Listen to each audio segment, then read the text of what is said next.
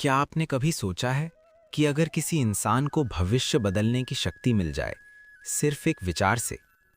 सतयुग के अंत की बात है। एक छोटा सा राज्य था जहां एक अनाथ लड़का रहता था।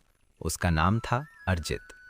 वो साधारण था, लेकिन उसकी आंखों में एक अजीब चमक थी, जैसे वो दुनिया को दूसरों से अलग देखता हो। लोग उसे पागल कहते थे, क्योंकि वो अक्सर कहता, जो मैं सोचता हूं वही एक दिन सच हो जाता है। शुरू में किसी ने विश्वास नहीं किया, लेकिन धीरे धीरे अजीब घटनाएं होने लगी। एक दिन उसने सोचा, काश बारिश हो जाए, और अगले ही पल सूखे आसमान में बादल छा गए। दूसरे दिन उसने गुस्से में सोचा, ये पेड़ गिर जाए, और तेज हवा चली, पेड़ जड़ से उखड़ गया। अब लोगों को डर लगने लगा। उन्हें समझ आ गया कि अर्जित के विचार ही उसकी शक्ति हैं। धीरे धीरे अर्जित बदलने लगा, उसके अंदर अहंकार बढ़ने लगा।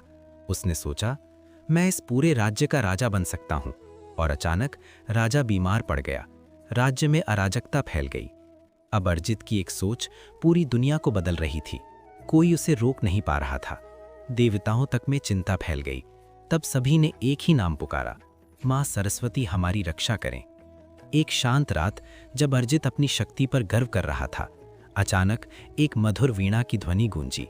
सामने प्रकट हुई मां सरस्वती, श्वेत वस्त्र, शांत चेहरा, लेकिन उनकी आंखों में गहरी चेतावनी थी। उन्होंने कहा, विचार सबसे शक्तिशाली अस्त्र है, पर जब वो नियंत्रण से बाहर हो जाए तो विनाश बन जाता है। अर्जित हंस पड़ा, अब मुझे कोई नहीं रोक सकता।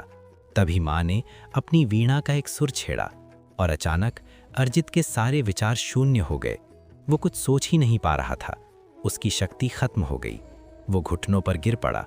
पहली बार उसे समझ आया, शक्ति नहीं, नियंत्रण ही सबसे बड़ा बल है। मां ने कहा, जो अपने मन को जीत लेता है वही सृष्टि को जीत सकता है। और उसी क्षण सब कुछ सामान्य हो गया। राज्य में शांति लौट आई।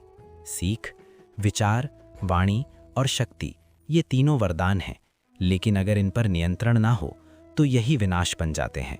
मां सरस्वती जी के लिए एक लाइक और चैनल सब्सक्राइब जरूर करें।